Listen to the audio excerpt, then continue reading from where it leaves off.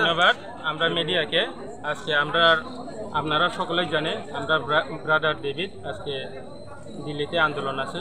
সেই কারণে আমরা 29 কৃষ্ণপুর কনস্টিটুয়েন্সি সবাই যারা ত্রিপ্রাসা আছে সবাই আমরা যে পার্মানেন্ট সলিউশন, আমরা ল্যান্ড রাইট, আমরা ইকোনমিক্স, আমরা যে বঞ্চিত হয়ে রয়েছে সেই কারণে আজকে যে শুধু এখানে ত্রিপুরা মাথা করে না, সবাই ত্রিপ্রাসাভাবে বিজেপি থেকেও, কংগ্রেস থেকেও, সিপিএম থেকেও, আইপিএফটি থেকেও যারা ত্রিপ্রাসা আছে তারা সবাই এখানে উপস্থিত আছেন।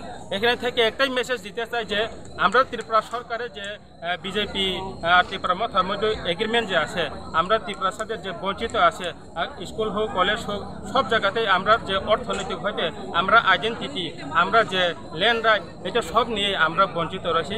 সেই কারণে এডিসি থেকেও ডাইরেক্ট ফান্ডিং নাই। সেই কারণে দিল্লি থেকে যাহাতে আমরা যে বুবাগরা অনুসারে বুবাগরা নেতৃত্বে আমরা যাহাতে যারা ত্রিপ্রাসা আছে এখন সবাই এক হয়ে আজকে আমাদের 29 কৃষ্ণপুর বিধানসভা থেকে আমরা এই মার্শাল র্যালিটা আন্দোলন শুরু করছি। আমি এটাই বলতে চাই যে রাজ্য সরকারকে আর ইন্ডিয়া গভর্নমেন্টকে আমরা ডিমান্ড একটাই, গ্রেটার ত্রিপুরা ল্যান্ড।